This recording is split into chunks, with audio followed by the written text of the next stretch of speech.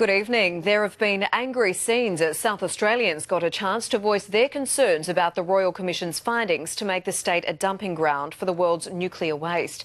But political support is strengthening, with the federal opposition leader softening his stance.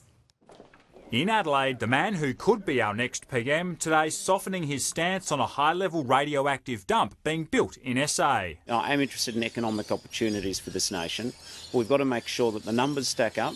We've got to make sure that the environmental safeguards stack up and that the community supports it. The Federal Labor Party has long held reservations about many aspects of the nuclear industry. But with the Royal Commissioner outlining bipartisan support is critical, Bill Shorten's apparent change in tone is music to the ears of his local counterparts. I'm delighted that he is showing that sort of perspective where he's encouraging a debate. The debate escalating last night at an emotion-charged town hall meeting. A strong police presence watching on as the public had their first opportunity to voice opinions about the plans. I didn't ignore the submissions at all. There's a lot of sort of 70s thinking in some of this. I don't, under any circumstances, underscore the challenge of doing this. Kevin Scarce's Royal Commission found a nuclear dump could inject hundreds of billions of dollars into the state and generate thousands of jobs. The state's mining minister cautiously talking up the prospects as he tried a new approach to save our beleaguered steel industry. I think all economic development is good in South Australia, but it's not as simplistic as saying, do you want to build a nuclear waste facility in the outback and that'll solve all of our problems.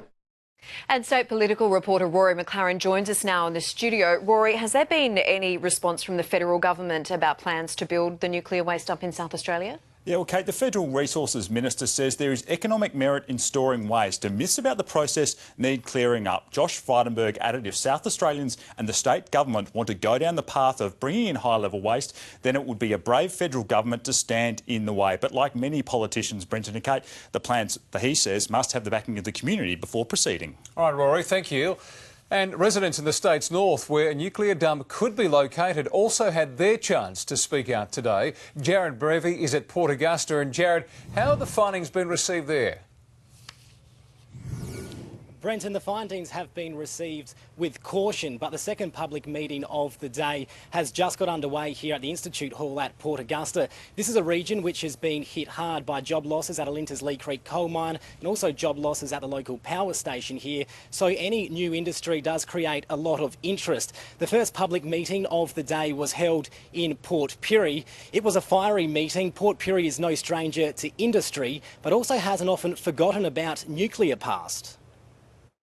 Fenced off near the local lead smelter, this site once processed almost 1,000 tonnes of uranium oxide. Edward Merton's family lived close by. He used to play at the site and believes it took its toll. I'm the only living or surviving member of our family. My sister died before she was 40 from cancer, and my brother died before he was 60 from cancer. It's these memories and environmental concerns that have some Port Pirie locals wary of nuclear plans for South Australia, and they didn't hold back at a public meeting today. The basis on my exports and the success of my exports have been that we are from a clean and green environment. You're about to pollute that. An Aboriginal elder voicing her community's fears. I speak for Adelaide today. And their message is that they don't want the waste dump, they don't want the poison stuff on their land. Concerns too about the complex scientific findings, but the local mayor admits in tough times, due consideration needs to be given. We are definitely an industrial town, but nuclear energy, well, we'll have to wait and see on that one. Jared Brevy, 9 News.